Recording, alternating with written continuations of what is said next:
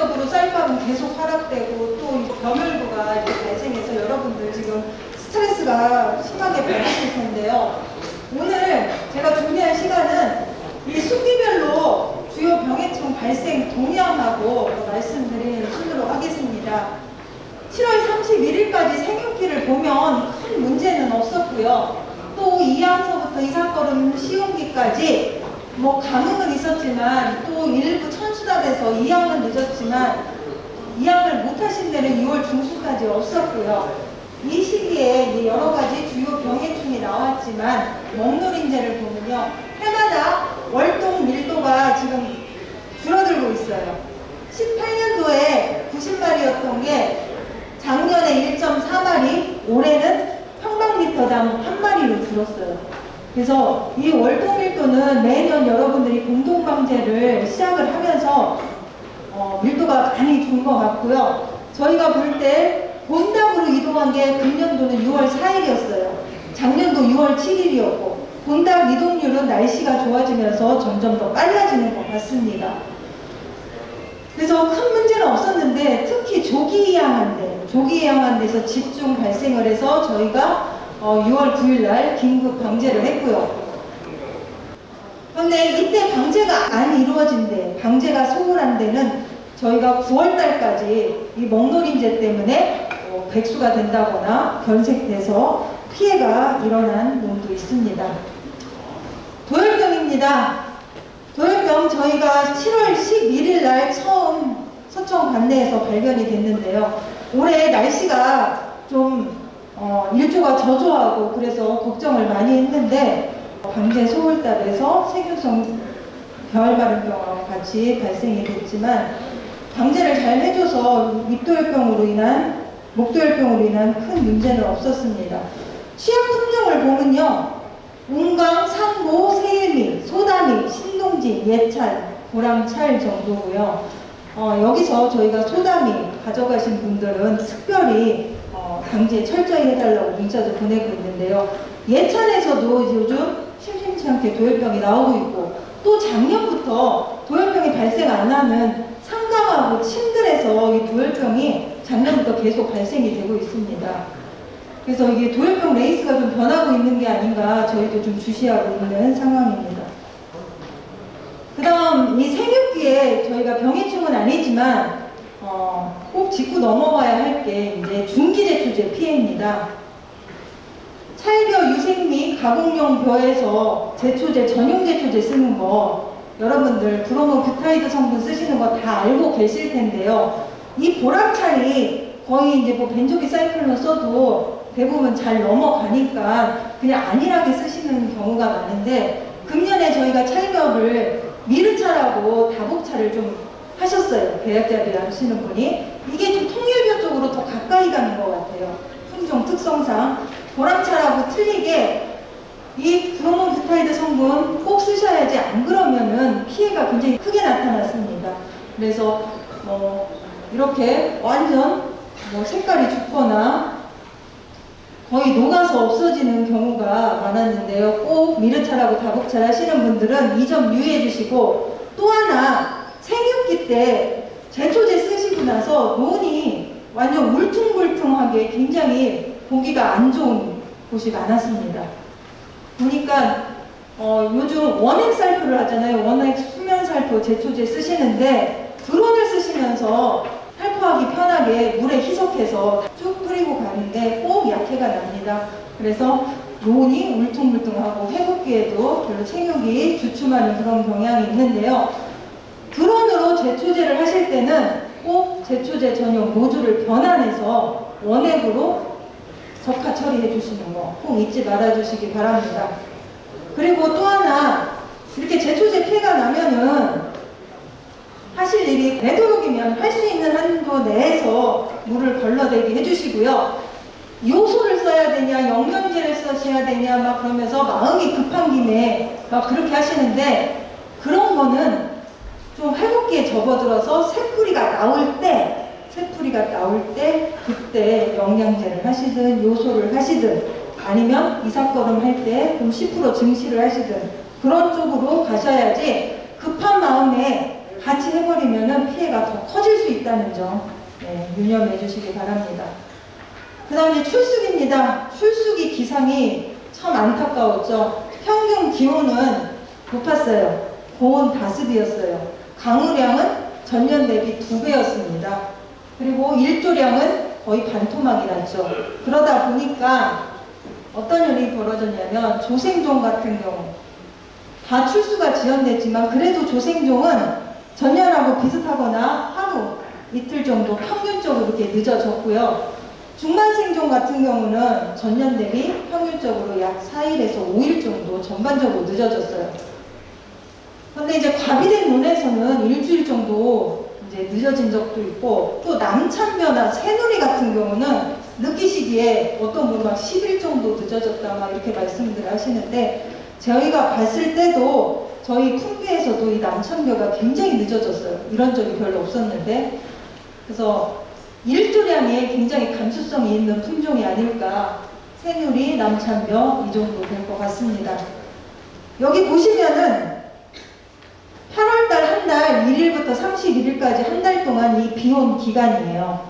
거의 반 이상이 비가 왔는데요.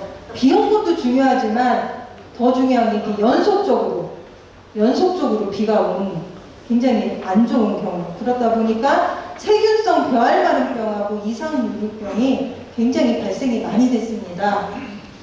세균성 벼알마름병이 지금 이제 보시면은 이렇게 꿋꿋이 서서 등숙도 안 되고 색깔은 검붉게 있다가 지금은 이제 수분이 다 빠져서 회백색으로 변했을 거예요.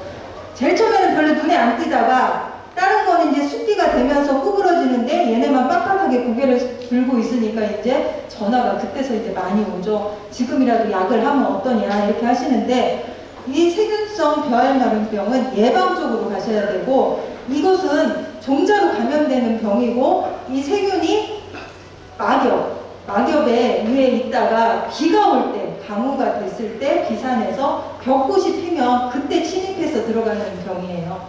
그래서 그때 이후에 약을 쳐도 효과가 없고, 약을 방지하려면 어떻게 해야 되냐 이렇게 물어보시는데, 꼭 출수 직전에 하시고 그 일주일 후에 한 번 더 하시고, 그게 방제법입니다.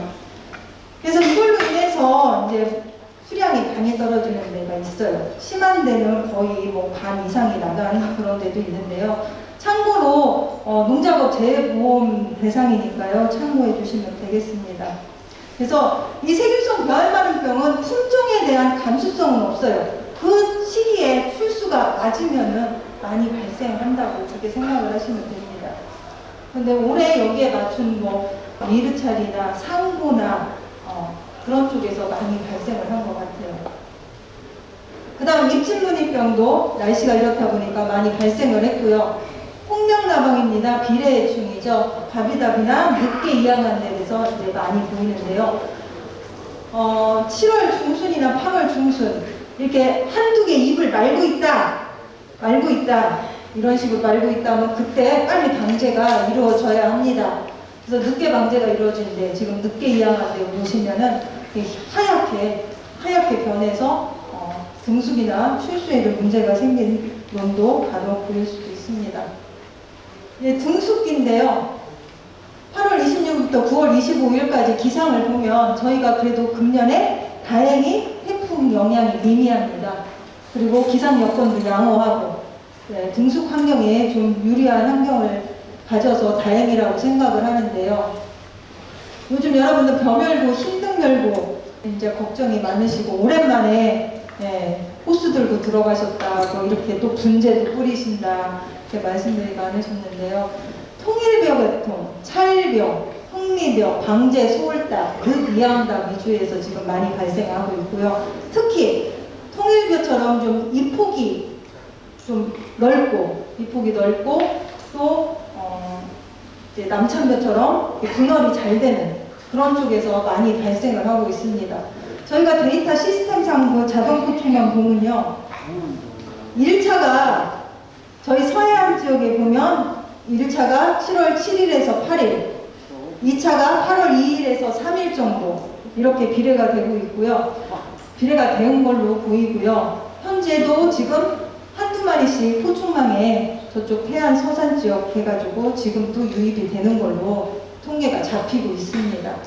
이때 가장 지금 문제가 되는 게 뭐냐면 6월 말에서 7월 초 이때 비례가 된 범열구가 이제 3세대를 거치면서 핵을 이뤄서 지금 이제 피해가 나타나는 거고요. 그래서 이때 들어온 거를 7월 말에 저희가 소농, 고령농동 공동방제 지원을 5,710헥타를 하였습니다. 1, 2차를 나누어서 이렇게 했는데요. 방제가가 저희가 8월 중에 보니까 흰등별로 피해가 이제 나타나기 시작합니다. 8월 중순에 보니까 1차 방제를 저희가 했어도 방제가가 떨어진 걸로 보이고 있고요. 그 다음에 이제 그걸 보고서 방제 촉구 문자를 1차에 8월 19일에 저희가 하고 스마트 방송을 3일 했었죠. 그리고 2차에 9월 19일날 방송을 했었는데요. 이 범열구 피해를 보면은 이렇게 집단적으로 폭탄 맞은 것처럼 피해가 나타난 걸 보실 수 있고요. 여기 보시면은 아예 굉장히 많죠. 이게 지금 잘 안 보이실 텐데 이게 범열구가 엄청 지금 붙은 상황이고요. 같이 어울러서 흰등별구가 더 피해가 더 빨리 나타났죠. 8월 중순경에 이제 흰등별구가 나타나면서 저희가 범열구도 방제가가 낮았구나 이런 걸 이제 깨닫게 됐는데요.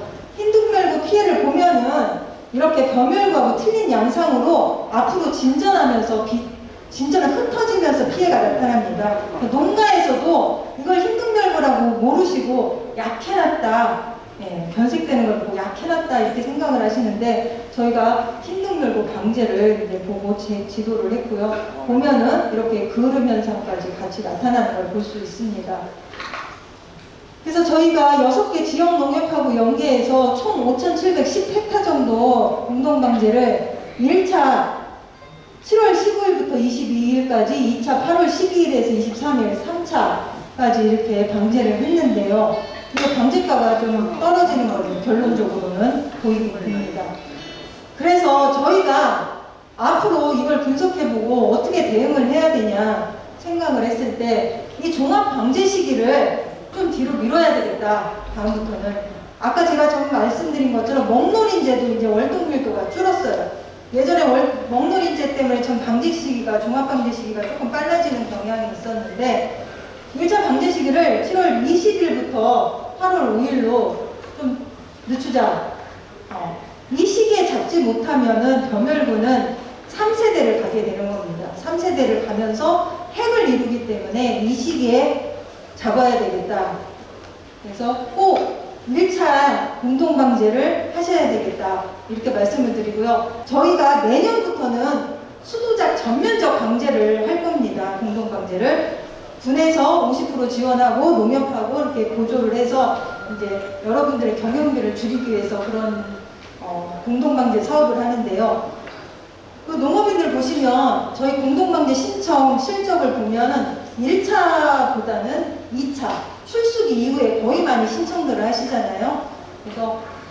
그런데 앞으로는 이 1차에 7월 20일부터 8월 5일 이때 범열구를 다 잡는 그쪽으로 나가는 방향이 되어야 되겠고요.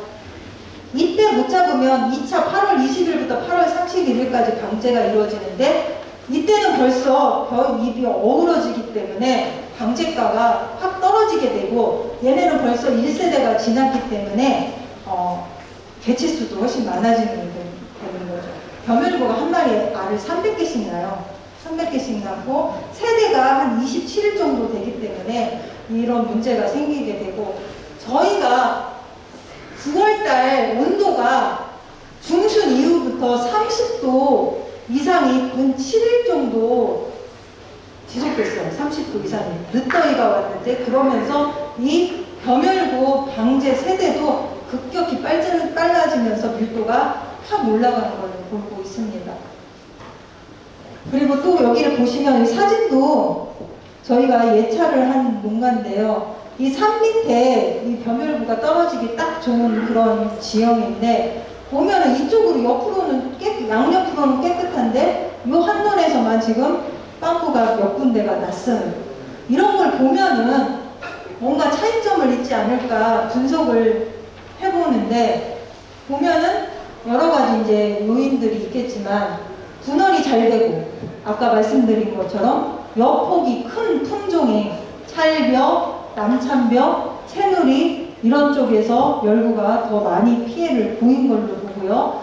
또 방제 방법에도 농가마다 좀 차이가 있는 것 같습니다.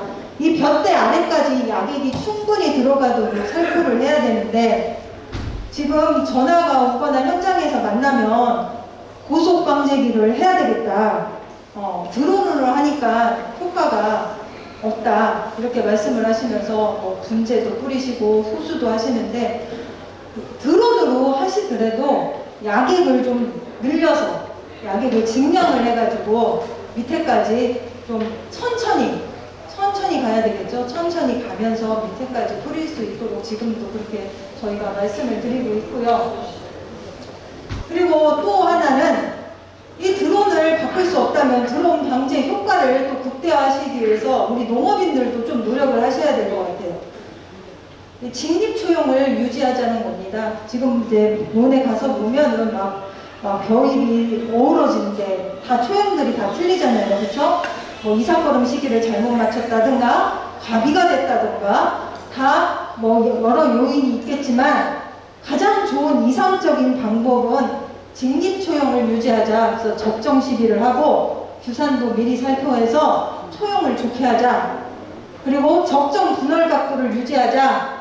그래서 평당 55에서 62주, 또 주당 3 내지 5번으로 분할을 많이 시키는 쪽으로 그런 쪽으로 가자. 그런 식으로. 그리고 남참벼 같은 경우는 지금 남참벼에서 좀 피해가 많이 나오는데요. 원래 분할이 잘 되는 품종이에요. 잘 되는 품종에다 과비가 되니까 더 밀식되면서 또 벼멸구가 살기 좋은 그런 환경이 되는 것 같습니다.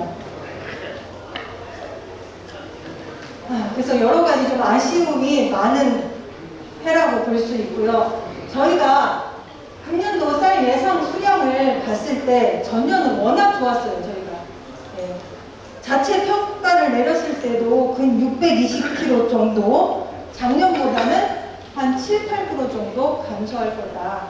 지금 생육기, 출수기를 따져서 봤을 때 여러분들 보면은 벼이삭이 많이 짧아졌을 거예요. 그쵸? 짧고 알도 좀 작고 알수도 좀 적게 저희 평균적으로 지금 냈을 때 그렇게 나왔고요. 7, 8% 정도 감소해서 572kg 내외가 되지 않을까. 그래서 저희 서천 국내 그냥 평년작 수준이 되지 않을까. 그렇게 지금 예상을 잡고 있습니다. 내년에는 좀 더 여러분들 좀 보람된 좀 결과를 얻으시길 바라면서 오늘 평가에 마치도록 하겠습니다. 감사합니다.